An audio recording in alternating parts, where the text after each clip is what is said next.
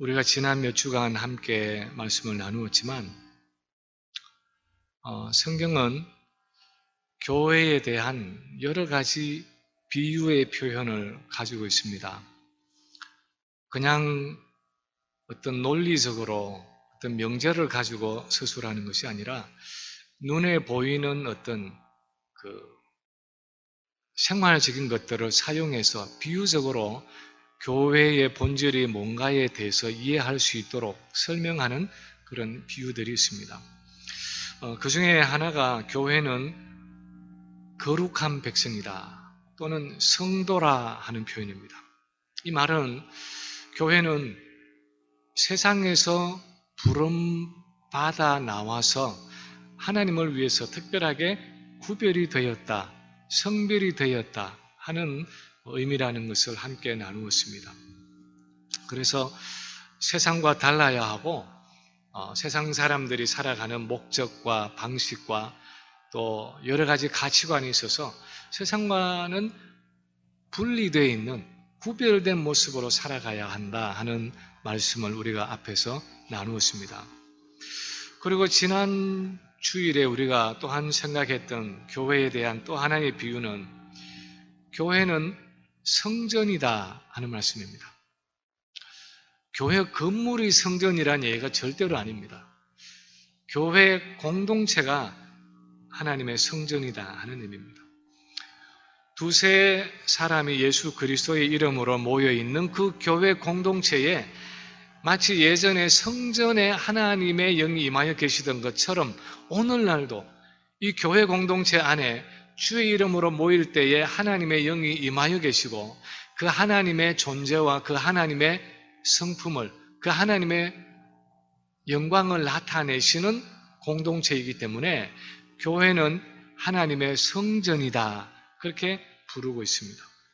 그래서 우리가 오늘 이 아침에 모인 것처럼 공예배로 모일 때마다 우리의 예배가 의미하는 것은 우리 가운데 임하여 계시는 그 하나님, 그 임재에 계시는 하나님에 대한 믿음의 반응으로 나와서 이곳에 있는 그 하나님의 존재를 인정하고 그분의 임재에 감사하고 그분을 찬양하고 그분을 경배하는 것이 바로 우리의 예배라고 할 수 있습니다. 그래서 예배는 교회 공동체를 성전 삼아서 임하여 계시는 그 하나님의 임재에 대한 우리의 반응입니다. 오늘은 교회에 대한 세 번째 비유적인 표현을 다룹니다. 그것은 교회는 그리스도의 몸이다 하는 표현입니다. 오늘 본문인 고린도전서 12장 27절에 보면은 이렇게 기록했습니다. 너희는 그리스도의 몸이요 지체의 각 부분이라. 그리스도의 몸이라 그랬습니다. 사실 여기뿐 아니라 에베소서 4장 12절에도 보면 교회를 세운다라는 교회라는 단어를 써야 하는 그곳에 그리스도의 몸을 세운다 그렇게 표현을 하고 있습니다. 왜 하나님은 교회를 그리스도의 몸이라고 부르고 계십니까? 왜 그냥 교회를 세운다 그렇게 말하지 않고 그리스도의 몸을 세운다 그렇게 말씀하시는 것입니까? 교회가 그리스도의 몸이다라고 할 때 그것은 무엇을 의미하는 것입니까? 첫 번째, 오늘 우리가 읽은 이 고린도전서 본문에서 살펴볼 수 있는 것은 우리 교회 공동체는 그리스도와 한 생명, 그리스도와 같은 생명을 가지고 존재하는 공동체라는 말입니다. 교회가 그리스도의 몸이다 하는 것은 교회는 그리스도가 가지신 그 영적 생명과 똑같은 생명을 가지고 있다 하는 의미입니다. 오늘 이 본문 고린도전서 12장 전체를 보면 바울은 교회를 우리의 몸에 비유하고 있습니다. 그래서 전체가 다 우리 몸에 여러 가지 지체를 갖고 있는 것처럼 손도 있고 발도 있고 눈도 있고 코도 있고 뭐 보이지 않지만 몸 안에 심장도 있고 폐도 있고 여러 기관을 가지고 있는 것처럼 교회는 여러 성도들이 모여서 그리스도의 몸을 구성하고 있는 여러 지체들이 모인 그리스도의 몸이다 하는 설명을 하면서 13절에서는 이렇게 말하고 있습니다. 우리가 유대인이나 헬라인이나 종이나 자유인이나 다 한 성령으로 세례를 받아 한 몸이 되었고 다 한 성령을 마시게 하셨느니라. 다시 말하면 출신이 유대인이든지 출신이 이방인이든지 출신이 그 당시의 노예든지 아니면 자유인이든지 간에 다 한 성령으로 세례를 받아서 그리스도의 한 몸을 이루고 있고 다 한 성령을 마시고 있다. 마시게 되었다. 그렇게 말하고 있습니다. 우리가 다 한 성령을 마신다 하는 것이 무슨 의미입니까? 그것은 한 성령으로 생명을 공급받는다 하는 의미입니다. 예수 그리스도의 영이신 성령이 교회 공동체의 모든 지체에게 같은 생명을 공급해 주고 계신다는 의미입니다. 예를 들어서요, 우리의 몸을 생각하면 지금 제 팔이 있습니다. 제 팔에 공급해 주는 그 생명과 또 예를 들어서 이쪽 팔이 있으면 이쪽 팔에 공급해 주는 공급이 되는 생명이 같은 생명일까요? 다른 생명일까요?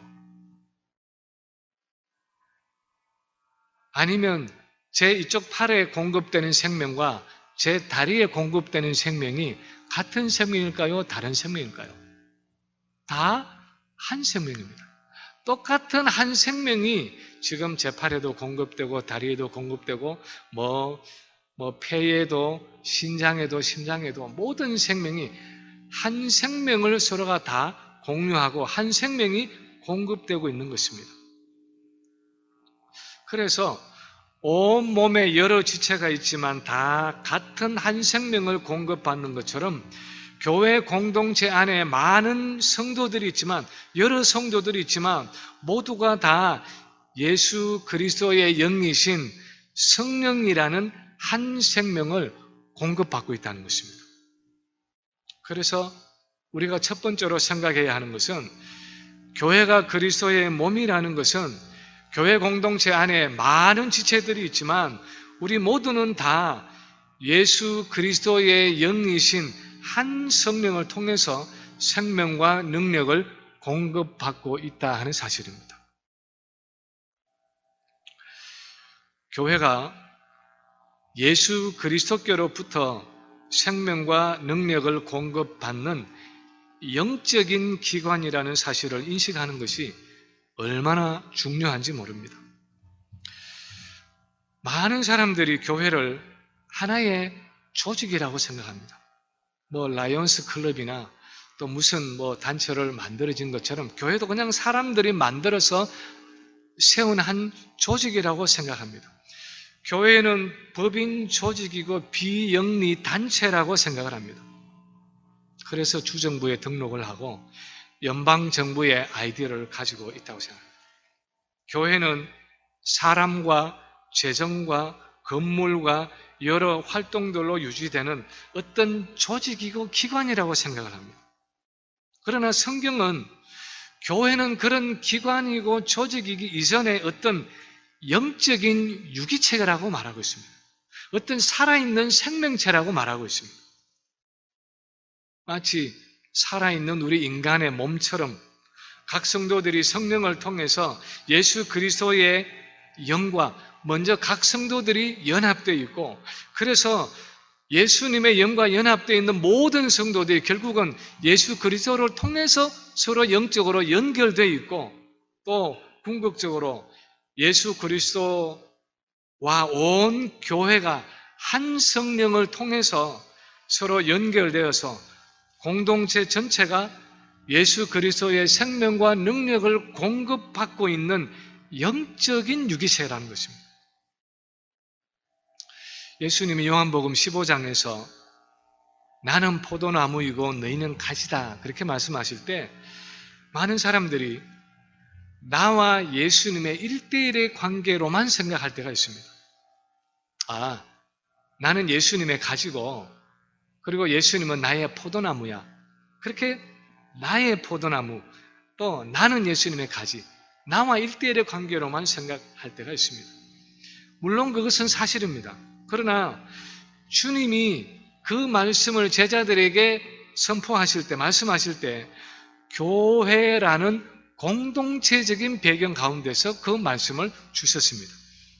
우리 교회 공동체 전체가 포도나무 되시는 그 예수님께 붙어 있어서 그분의 생명과 능력을 공급받고 있는 가지들이라는 것입니다. 복수입니다. 가지들입니다. 이제 가을이 되면은 아마 날씨가 좋으면 포도 농장에 포도를 따러 가시는 분들이 있을지 모르겠습니다. 저도 예전에 피스밸리 파크인가 어디에 포도 농장에 한번 가본 적이 있습니다. 어릴 때 포도를 보긴 했는데 그 포도 농장에 가서 보면서 이 포도 나무와 가지의 관계가 이런 것이구나 하는 것을 다시 한번 좀 생생하게 경험한 적이 있습니다. 포도나무 줄기에 원둥지에 가지가 하나만 달린 것을 보셨습니까? 그 굵은 줄기가 땅바닥에서 올라왔는데 거기에 가지 하나가 달랑 달려서 그 가지에 포도송이 하나만 달려있는 경우를 보셨습니까? 그렇지 않습니다. 그 원둥체가 땅에서 올라오면 그 올라온 그 줄기에다가 이제 사실은 그 철망 같은 거를 길게 이렇게 쳐놓죠. 그러면 철망을 따라서 그 굵은 둥체가 쭉 가면은 그 둥체를 주변으로 해서 수많은 가지들이 옆으로 나옵니다. 그리고 그 가지들을 통해서 그 가지들 끝에 여러 포도송이들이 열리는 것이죠. 그래서 수많은 가지들이 그 포도나무 줄기에서 나와서 한 포도나무 줄기에서 수분과 영양분을 공급받는 것처럼 우리 교회 공동체는 예수 그리스도의 영이신 한 성령으로부터 우리 모두의 영적인 생명과 능력을 공급받는 영적인 공동체라는 것입니다. 그래서 교회의 생명과 능력을 주님 자신이 성령을 통해서 우리에게 공급해 주시고 우리에게 채워주신다는 것입니다. 교회는 조직이 없을 수도 있습니다. 교회가 건물이 없을 수도 있습니다. 그리고 교회가 어떤 포멀한 그런 모습으로 재정을 가지고 있지 않을 수도 있습니다. 물론 교회가 활동을 하면서 자연스럽게 조직도 가지게 되고 건물도 가지게 되고 또 재정도 가지게 되지만 교회의 본질은 그런 것들이 아니라 주님이 생명을 공급해 주시는, 주님이 몸소 그 영적인 생명을 공급해 주시는 영적인 공동체, 영적인 생명체라는 것입니다. 영적인 유기체라는 것입니다. 그래서 교회는 그 주님의 생명을 통해서 존재하고 지탱되는 공동체라는 것입니다. 우리 조직신학의 한 주제 중에서 은혜의 방편이라는 말이 있습니다. 이 means of grace, 은혜의 방편 또는 은혜의 수단이라고 말하는데 그것은 하나님이 우리 교회 공동체에 그분의 은혜를 공급해 주시는 통로 또는 방식 하는 뜻입니다. 전통적으로 우리 개혁교회는 주로 세 가지 방식으로 하나님이 우리에게 은혜를 공급해 주신다 고백을 해왔습니다. 첫째는 하나님의 말씀입니다. 하나님은 교회에서 선포되는 말씀을 통해서 교회의 영적인 생명과 능력을 공급해 주신다는 것입니다. 말씀이 선포될 때 그 말씀을 통해서 성령이 역사하시고 그 성령께서 우리 공동체의 구성원들에게 그 말씀을 통해서 하나님의 은혜를, 하나님의 생명과 능력을 공급해 주신다는 것입니다. 둘째는 기도입니다. 기도할 때 우리 교회 공동체가 영적인 생명과 능력을 공급받습니다. 마치 바깥에 있는 저수지의 물이 집 안으로 들어오려면 어떤 파이프를 통해서 그렇게 집 안으로 들어오는 것처럼 하나님께서 주시는 그 성령의 은혜가 기도라는 그 파이프를 통해서 교회 공동체 안에 주어진다는 것입니다. 그래서 기도는 교회에 필요한 생명이 공급되는 영적인 통로라는 것입니다. 그래서 기도가 살아있을 때에 그 교회의 생명력이 넘치지만 기도가 죽어있을 때는 그 교회가 메마를 수밖에 없다는 것입니다. 세 번째 은혜의 방편은 성례라고 말합니다. 세례와 성찬입니다. 오늘 우리가 함께 나눌 성찬이나 세례를 통해서 그리스도의 영적인 생명이 우리에게 주어진다는 것입니다. 믿음으로 그 성례에 참여할 때, 그 성찬을 받을 때 교회 공동체는 예수 그리스도와의 더 깊고 친밀한 영적인 연합을 경험한다는 것입니다. 교회는 본질적으로 어떤 기업이나 단체처럼 조직으로 운영되는 기관이 아닙니다. 건물이나 재정이 중요한 것이 아닙니다. 교회의 생명은 예수 그리스도라고 말씀을 하고 있습니다. 그 예수 그리스도로부터 교회가 영적인 생명과 능력을 공급받는 것입니다. 말씀과 기도와 성례를 통해서 성령께서 공급해 주시는 그 그리스도의 생명과 능력을 공급받음으로 교회는 생명을 지탱하고 더 자라가고 또 활동할 수 있는 것입니다. 그것이 교회는 그리스도의 몸이다 하는 말의 의미입니다. 두 번째로 교회가 그리스도의 몸이라는 것은 그리스도가 교회의 주인이라는 말입니다. 교회가 그리스도의 몸이다 하는 것은 또 달리 말하면 예수 그리스도가 교회의 주인이다 하는 말의 의미입니다. 고린도전서 본문은 그것을 명시적으로 표현하고 있지 않지만 에베소서에 보면은 교회가 그리스도의 몸이다 하는 표현과 함께 그래서 그리스도가 교회의 머리가 되신다 하는 것을 설명하고 있습니다. 예를 들어서요. 에베소서 1장 22절에 보면 또 만물을 그의 발 아래에 복종하게 하시고 그를 만물 위에 교회의 머리로 삼으셨느니라.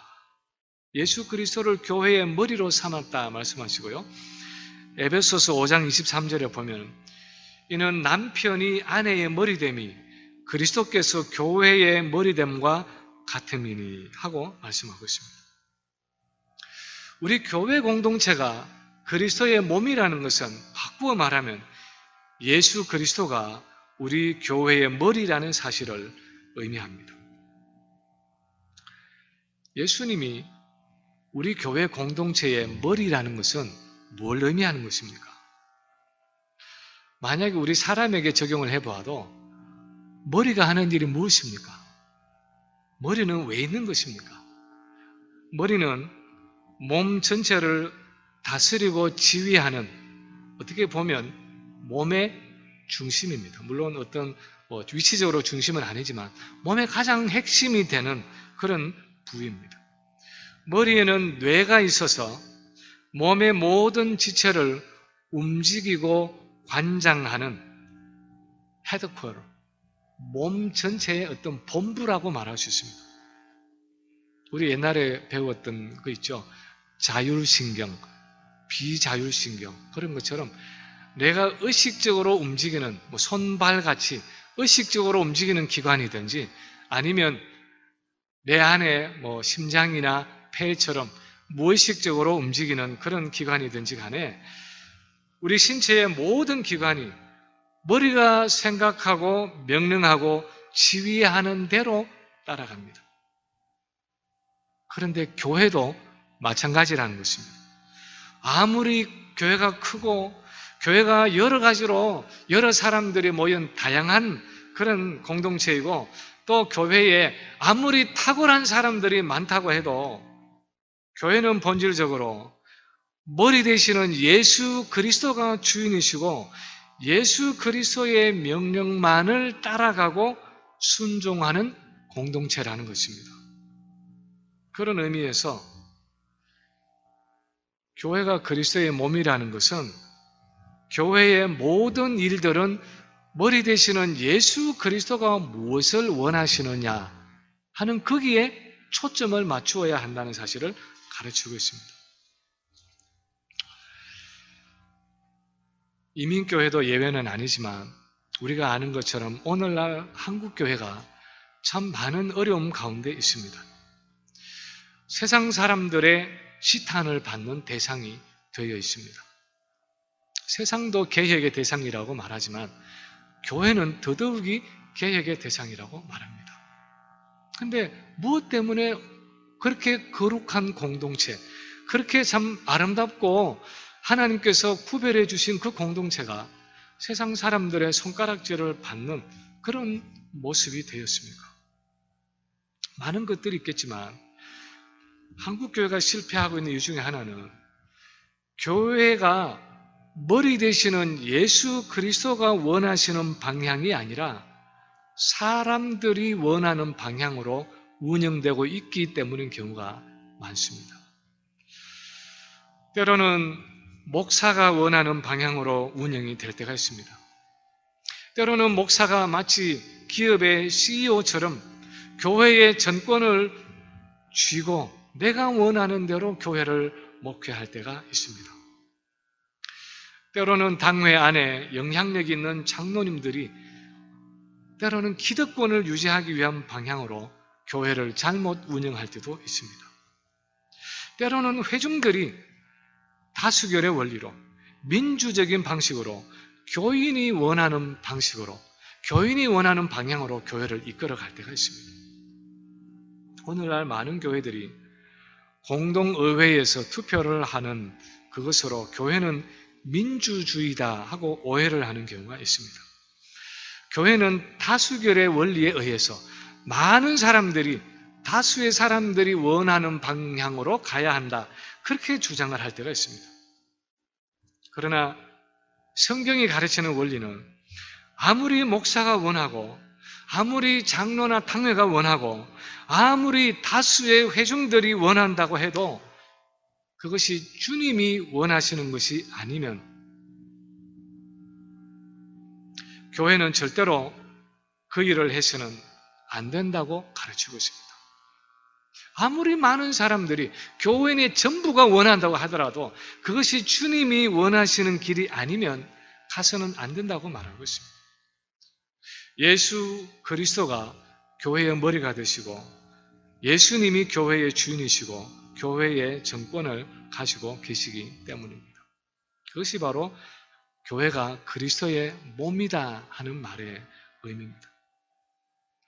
어떤 교회는 당회를 할 때에 그 당회하는 중에 당회실에 가장 중심이 되고 중요한 그 자리에다가 빈 의자를 하나 놓고 당회를 한다고 합니다.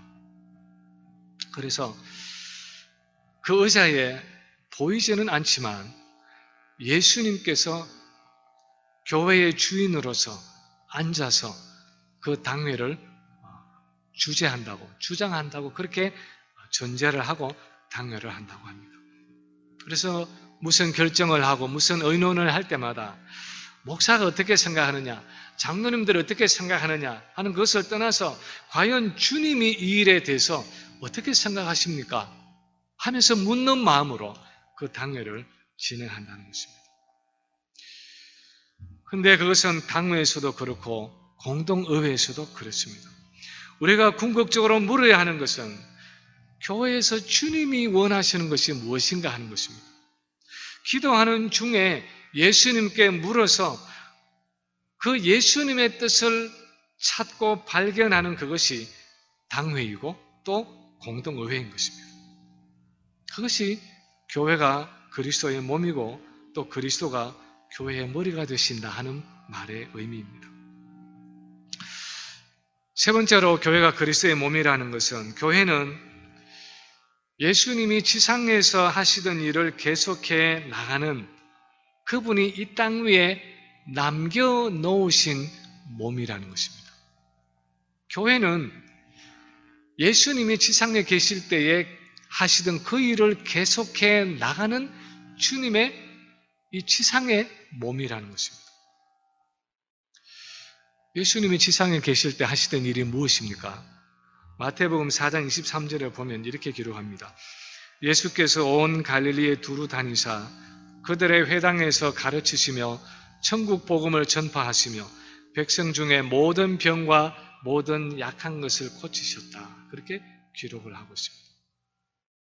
예수님이 지상에 살아계실 때 하셨던 그 많은 일들을 만약에 세 가지로 간추린다면 오늘 이 본문이 말하고 있는 것처럼 구약 성경에서 예언되었던 그 하나님의 나라가 드디어 임했다, 하나님의 나라가 왔다 하는 그 하나님의 나라의 도래를 선포하시고, 두 번째는 그 하나님 나라의 성격이 어떤 것이고 하나님 나라의 백성으로서 어떻게 살아가야 할 것인가 하는 것을 가르치셨고, 세 번째는 그 하나님 나라의 능력으로 모든 병과 모든 약한 것을 고치시는 치유 사역을 하셨다는 것입니다. 그런데 그 일을 하시던 주님이 이제 승천하시면서 하늘로 떠나시면서 그분이 하시던 그 일을 계속해 나갈 수 있도록 이 지상에 자기의 몸을 남겨놓으셨는데, 그것이 바로 우리 교회 공동체라는 것입니다. 그리스도 자신의 영이신 성령을 교회에 보내시고 그 성령의 생명과 능력을 교회 공동체에 끊임없이 공급해 주심으로 주님이 하시는 일이 뭐냐? 그분이 살아계실 때, 지상에 계실 때 하시던 그 일을 교회가 계속 이어서 바톤을 물려받아서 하도록 하신다는 것입니다. 그래서 이 지상교회는 그리스도의 남겨진 몸으로서 하나님의 나라가 임했다는 사실을 선포하고, 하나님 나라의 성격이 어떤 것이라는 것을 가르치고, 하나님 나라의 백성으로서 어떻게 살아가야 하는가 하는 것을 가르치고, 죄로 인해서 파괴되고 연약해진 모든 것들을 성령의 은혜로 고치고 회복하는 그 사역을 계속해 나가는, 주님의 그 남겨주신, 물려주신 그 바톤을 이어서 계속해 나가는 공동체라는 것입니다. 오늘 오후에 여러분이 친교를 마치고 목장 모임으로 모이면서 다루게 되는 내용이 이 사도행전 8장의 내용인데, 제목이 교회를 위해 교회를 흩으시다 하는 제목입니다. 교회를 위해서 교회를 흩으셨다? 좀 특이한 제목입니다. 왜 하나님이 교회를 흩으셨습니까? 3,000명, 5,000명 함께 모여서 떡을 떼고 사도들의 가르침을 받고 또 구제하고 서로 돌아보고 열심히 잘 교제하고 있는데, 그 예루살렘 교회를 왜 하나님이 흩으신 것입니까? 왜 좀 더 부흥하고 좀 더 커져서 10,000명, 20,000명 메가 철치가 되도록 그렇게 그냥 두시지 않고 왜 하나님이 그 교회를 쳐서 흩으신 것입니까? 교회는 하나님의 나라가 임하고 이제는 구원과 심판의 때가 도래했다는 그 사실을 그들이 있었던 예루살렘과 유대 땅뿐만 아니라 사마리아와 시리아와 또 지중해 연안까지 땅 끝까지 가서 전하고 가르치고 치유해야 하는 그리스도의 몸이기 때문입니다. 교회는 세상을 향해서, 이방을 향해서, 열방을 향해서 땅 끝까지 가야 하는 그리스도의 손과 발이기 때문입니다. 하늘의 시인이라고 불리우는 송명희 씨, 시인이었던 그 송명희 자매는 우리가 아는 것처럼 뇌성마비 장애를 가지고 살아갔던, 그리고 그런 장애를 갖고 있으면서도 여러 곳으로 간정 집회를 다녔던 그런 성도였습니다. 근데 정말 본인의 몸도 추스리기 어려운 그런 건강을 가지고도 집회를 요청하는 곳에 가서 간정 집회를 다녀야 했던 그런 힘겨운 때가 참 많이 있었다고 합니다. 그러던 어느 초가을에 그렇게 쓰고 있습니다. 오른쪽 다리는 돌처럼 쇠붙이를 붙여놓은 것처럼 움직여지지를 않고 양쪽 팔목과 손은 감전 상태가 계속되는 것 같은 그런 건강 형편에서 어떤 개척교회에서 간정집회 요청이 와서 이제 저녁 시간에 그 집회를 나갔습니다. 먼 길을 갔는데 그 교회는 어떤 허름한 건물 지하에 있는 교회였습니다. 개척교회에서, 이런 작은 개척교회에서 왜 성취도 못한 나를 불러서 이런 고생을 시키는 거야 하는 그런 마음도 들었지만, 그 마음을 누르고 그래도 그래 가자, 내가 이런 곳을 오지 않으면 누가 이곳을 오겠는가 하는 그런 마음으로 스스로 마음을 달래면서 참 가난한 심정으로 하늘을 쳐다보면서 그녀는 알겠습니다 주님, 제가 갑니다 하면서 이제 그 계단을 내려가서 그 교회 문을 열려고 하는데, 너무 또렷하게 주님으로부터 음성이 들렸다는 것입니다. 주님으로부터 음성이 너무 또렷하게 들리는데 갑자기 와줘서 고맙다 하는 그 예수님의 음성이 들렸다는 것입니다. 그래서 너무 놀랍고 너무 당황스러워서 그날 말씀을 어떻게 전했는지를 모르고 간증집회를 마쳤습니다. 그리고 돌아오는 길에 어둠 속에서 차창에 비추어진 자신의 모습을 보면서 이렇게 생각을 했다고 쓰고 있습니다. 사람들이 오죽이나 그런 곳을 가기 싫어하고 피했으면 주님이 내게 그런 말씀을 하셨을까 하는 생각이 들면서 한없이 민망하고 죄송했다, 그렇게 쓰고 있습니다. 주님은 오늘도 교회를 통해서, 교회 공동체의 우리 성도들을 통해서 그분이 원하시는 곳으로 찾아가십니다. 우리 교회가, 우리 성도들이 주님의 마음을 품고 주님의 손이 되고 주님의 발이 되어서 주님이 원하시는 그곳에 찾아가서 섬기고 고치고 치유하고 또 그리스도의 그 복음을 전할 때 와줘서 고맙다, 내가 가야 하는 그곳에 네가 나의 손과 발이 되어서 그렇게 구석지고 그렇게 외지고 그렇게 허름한 곳에까지 찾아가줘서 고맙다 하는 말씀을 하시며 칭찬하시는 분이십니다. 우리 주변에는 그렇게 우리가 그리스도의 손과 발로서 찾아가야 할 사람들이 없습니까? 그렇게 가서 섬겨야 하는 사람들이 없습니까? 교회는 이렇게 이 땅에 남겨져서 예수 그리스도의 마음을 가지고 그분이 공급해 주시는 그 성령의 은혜와 능력을 가지고 주님이 가기를 원하시는 세상 구석구석까지 찾아가도록 남겨진 그리스도의 몸이라는 것입니다. 이제 말씀을 마칩니다. 교회가 그리스도의 몸이라는 것은, 교회는 오순절의 성령을 통해서 그리스도의 생명을 공급받고 있다는 의미입니다. 오늘날도 주님은 그분의 성령을 통해서 자기의 몸인 우리 교회 공동체에 그분의 생명과 능력을 공급해 주고 계신다는 것입니다. 그리고 또한 교회가 그리스도의 몸이라는 것은 머리 되시는 예수 그리스도가 교회의 주인이라는 사실을 말씀하고 있습니다. 목사가 아니라, 장로가 아니라, 교인이 아니라 예수 그리스도가 교회의 머리가 되시고 주인이 되신다는 사실을 의미합니다. 그리고 교회를 손과 발로 삼아서 주님은 오늘도 이 세상에서 그분이 하시던 그 일을 우리를 통해서 계속하고 계신다는 사실을 의미합니다. 우리는 그 그리스도의 몸으로서 이 세상 속에 존재하고 있는 것입니다.